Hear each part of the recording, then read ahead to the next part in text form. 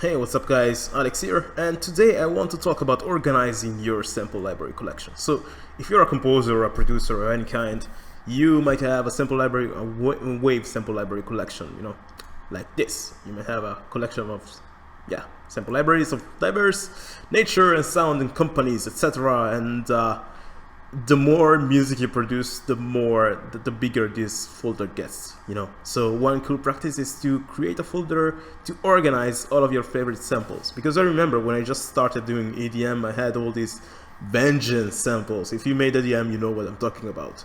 And they were like collection of 5,000 samples each, categorized.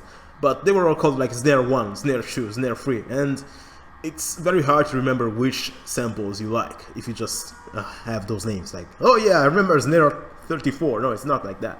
So one cool thing to do is to create folders and categorize them, so in such a way to easily access your samples, easily understand what sample library they're from and what type of sounds they are from. So say for example I want a super boomish trailer hit.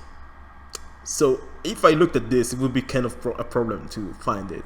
But in here I know, because I organize my trailer folder accordingly. So I go in trailer hits, and in trailer hits I also have different folders for each trailer hit type. So I have one called atmospheric, one called booms, etc. So I want a boomy one, I go here, trailer hit booms, bam, I have all my trailer hits. Now one cool thing is that I know exactly the library, and by checking out the short code I write before each sample. So for example here, this is ALXM. I know this is one of the samples I made.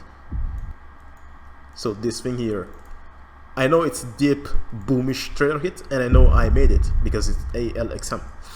Now if I want, say, since from the multiverse sample, I know SFTM1, it's one of those. And it's a boomish one, because it's in the trailer hits booms samples. So this is also useful if I want to, for example, create a custom layer. Maybe now I have this boomish one, and I want one that has a nice reverse tail in the intro. I go on the whoosh hit folder of the trailer hits, and I go here. I remember my sample because it's named Falcon Punch, and it's one of mine because it has my code before it. And I go here and I drag it here, normalize it, etc. And there we have it. Then yeah, you need to be a bit of mixing, etc. Say I want now another riser before this. Say I picked the version without the riser, and I want to place a riser before it. It's easy. I have my risers folder here. So you see, it's very comfortable. And say I want the riser to be not electronic but a bit orchestral, to have some strings in it. Easy. I go here, there's a risers organic folder. So this is the merit in categorizing your categories. And now in the organic, I know there are many, like for example this PRC orchestra. I can take this and just add it to the overall sound.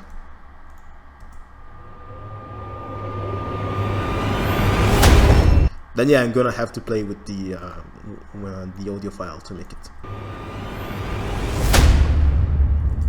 So yeah, it's really easy compared to what I would have to do and go in every single sample library and, oh yeah, do you have risers? Yeah.